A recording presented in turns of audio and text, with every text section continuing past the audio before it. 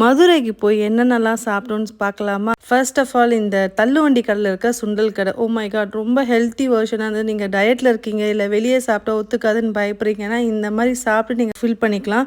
And தென்னங்குருத்துமே ரொம்ப டேஸ்ட்டாக இருந்துச்சு. ரொம்ப நல்லா இருந்தது. ஃபர்ஸ்ட் டைம் நான் ட்ரை பண்ணுறேன். And jigarthanda, the famous jigarthanda கடையிலேருந்து வாங்கி சாப்பிட்டோம். அவ்வளோ டேஸ்ட்டாக இருந்தது. 30 ருபீஸ். அண்ட் கோனார்கல்ல இந்த கறி தோசை ஹைப்புக்கு ஏற்ற மாதிரியே இல்லைங்க. ஆக்சுவலி டேஸ்ட்டே இல்லை சுத்தமாக. காரம் தான் அவ்வளோ போட்டு வச்சுருந்தாங்க. உரப்பு பயங்கரமாக இருந்தது.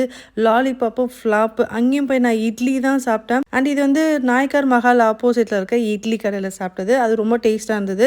அண்ட் நெக்ஸ்ட் டேவும் நாங்கள் போய் ஜிகர்தண்டா டேஸ்ட் பண்ணியிருந்தோம். செம்ம டேஸ்ட்டாக இருந்தது. டிக்கா அவ்வளோ டேஸ்ட்டாக இருந்துச்சு.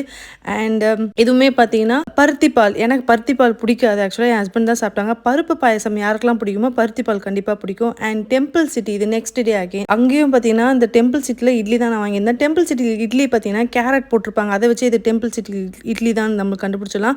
அண்ட் பருப்பை வச்சு அவ்வளோ வந்து அவங்க வந்து பிஸ்னஸ் வந்து இன்க்ரீஸ் பண்ணிடுவாங்க போல இருக்கு. அவ்வளோ டேஸ்ட்டாக இருந்தது பருப்பு. அதுவும் எள்ளு பொடியெலாம் செம்மையாக இருந்தது. அண்ட் கொத்து பரோட்டா, ஃப்ரைட் ரைஸ் இதெல்லாமே வாங்கி மிக்ஸ் பண்ணி நாங்கள் so these are the items நாங்கள் வந்து மதுரையில் போய் ட்ரை பண்ணது எல்லாமே. நெக்ஸ்ட் வீடியோவில் பார்க்குறேன். அது வரைக்கும் பாய்.